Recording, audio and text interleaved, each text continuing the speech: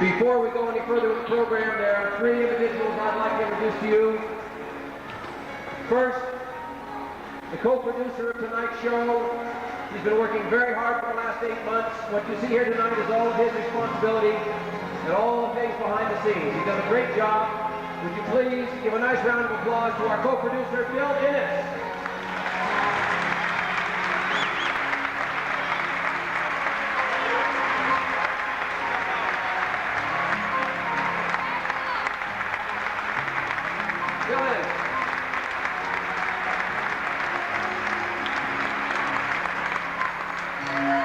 That marvelous booming voice you heard behind the athletes is the official voice of the United States Olympic Gymnastic Team, Jan Clare.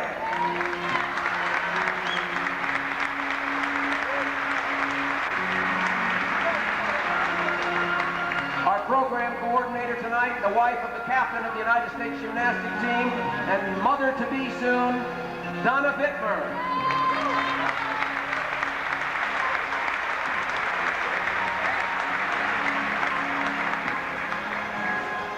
Ladies and gentlemen, it's an honor to be associated for all of us with these great Olympians. Tonight we have some other great athletes with us, and they are very, very special athletes. In Idaho, there are 2,300 Special Olympians. In the United States of America, there are only 2 organizations under an official act of Congress who can be called Olympics: the Junior Olympics and the Special Olympics. And special they are. In Blaine County, we have 9 Special Olympians. There are 5 of them with us this evening. And indeed, they embody the spirit of the entire Olympic movement. These kids all have one thing in common: their middle name, courage. It is my great pleasure to present to you the 1985 Blaine County Special Olympians.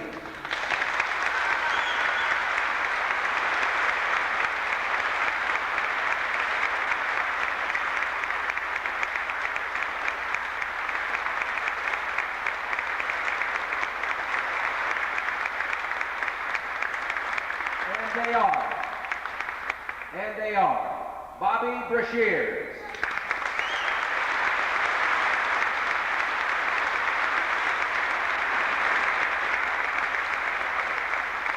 Shandar Millard,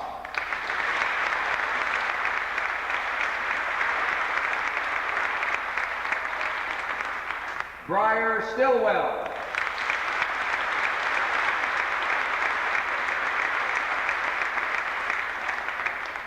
Amanda Fiscus,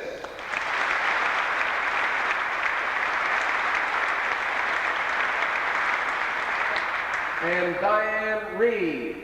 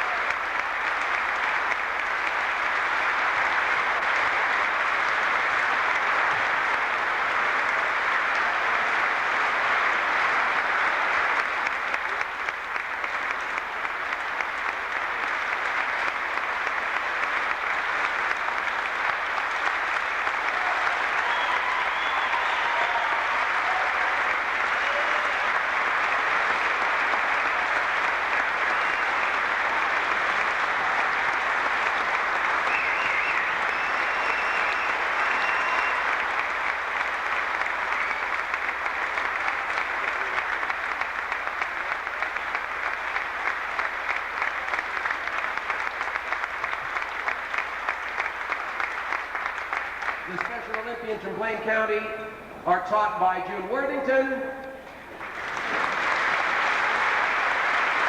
and their coach, Joan Wharton. A big hand for the Special Olympians.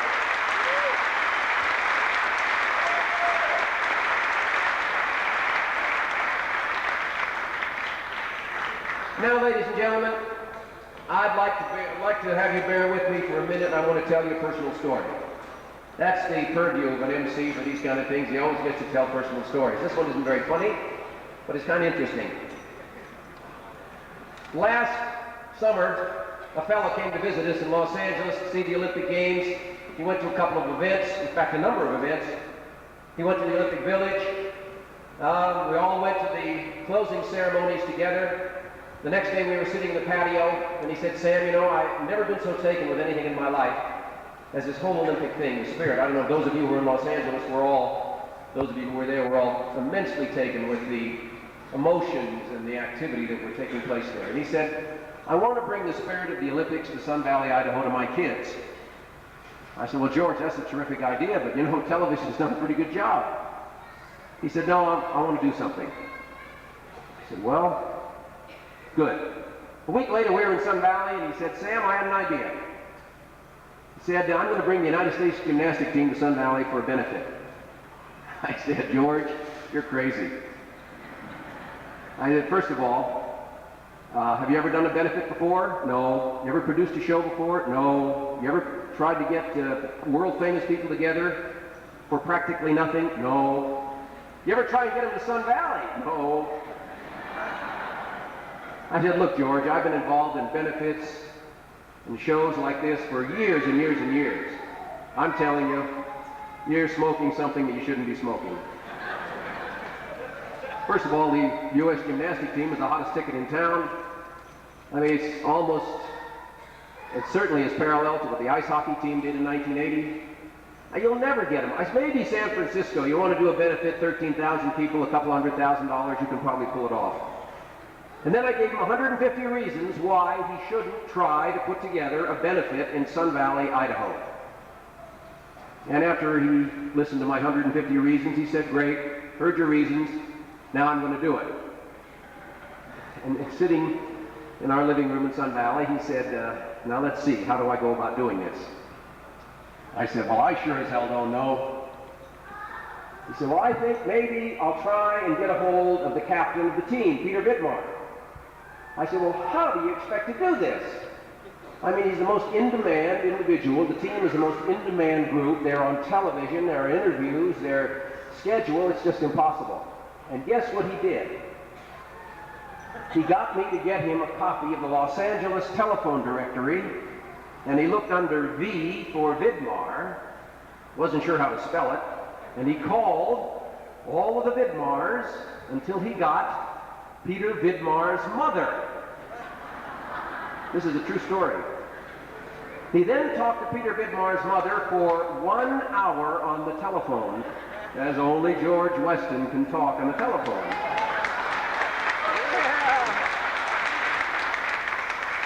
And from that phone call, 8 months later, this impossible dream has come true. This man had absolutely no experience in doing anything that you see here. You can't conceive of what it takes to put together an event like this. You can't believe the number of people that are involved. You can't understand the agents and the lawyers and the tax people and the accountants and the sponsors and the United States Gymnastics Federation, which nobody can get to. You can't imagine what it takes. Well, you know, ignorance is bliss, and George just went out and did it. It's an impossible dream come true. It's a Herculean effort.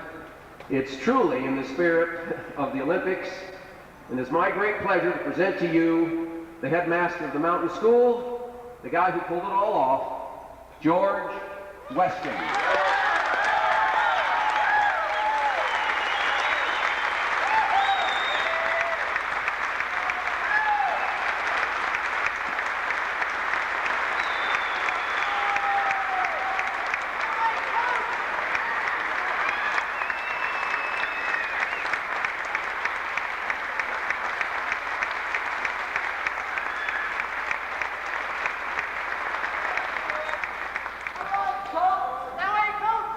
It's a hard act to follow.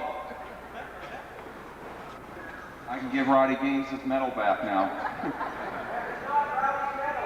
No, I can give him his back. Thank you. Thank you, Sam. Thank you, community. Thank you to the trustees, parents, children, faculty of the Mountain School. Thank you to the Blaine County School Department, especially Phil Homer and Chuck, Mr. Johnson, for allowing us to come in here week after week and take over their gym. Thank you to Sun Valley Corporation. Thank you to Elkhorn and all the help and assistance. Thank you to my host and steering committee and my sponsors. Thank you, Villainous, for the number of days you've been in my office. And thank you to the athletes who've made our dream come true, and to the spirit of the perpetuation of the Olympic flame. Thank you all very much.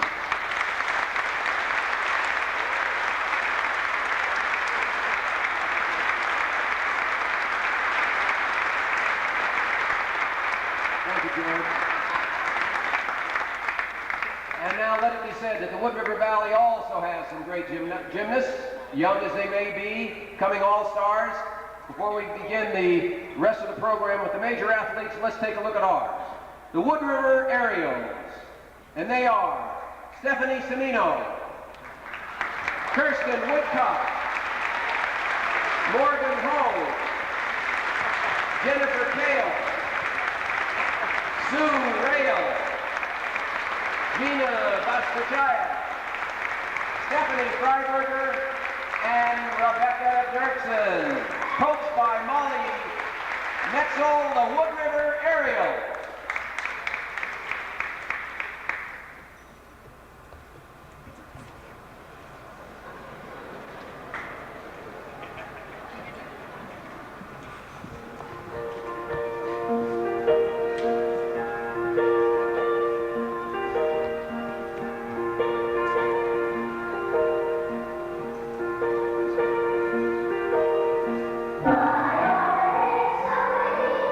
Some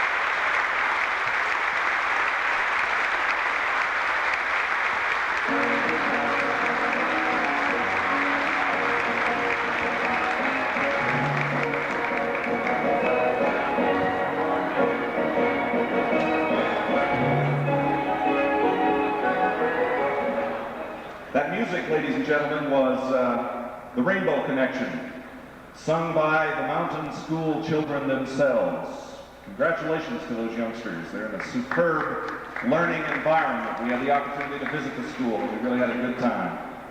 Well, as alternate member of our United States Olympic team, our next performer was right there last summer in Pauley Pavilion when it rained gold.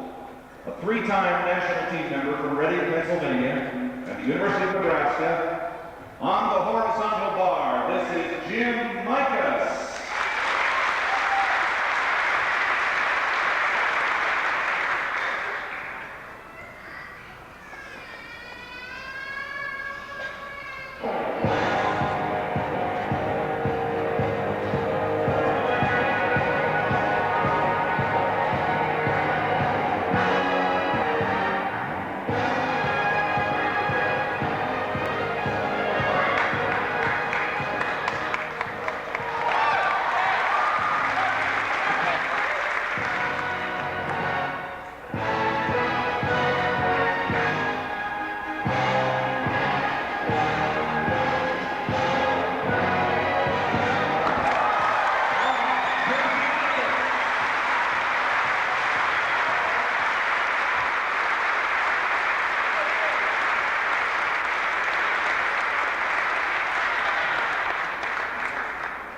This person and his favorite event need very little introduction. If you've seen him on Pommel horse, you have seen the ultimate blending of horse and gymnast. The winner of a bronze Olympic medal on this event and champion of the 1985 American Cup held 2 weeks ago in Indianapolis, this is Tim Daggett.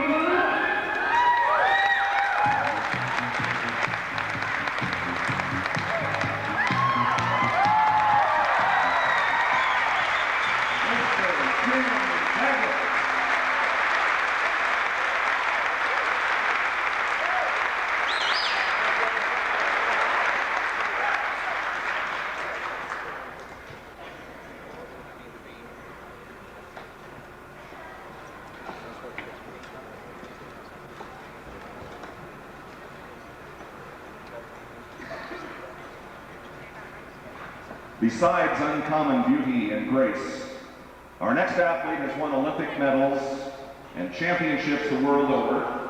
She has also raised thousands of dollars for worthy causes. She's a television actress and quite possibly one of the nicest people you will ever meet.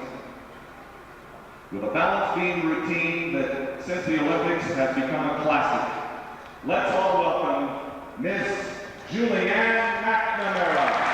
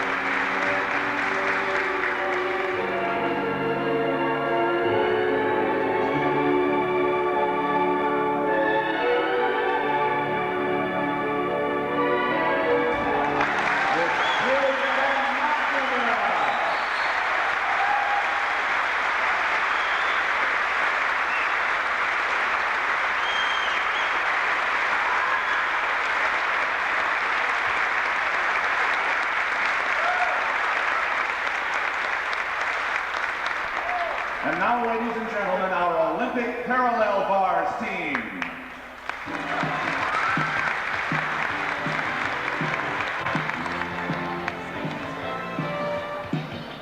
You know, sometimes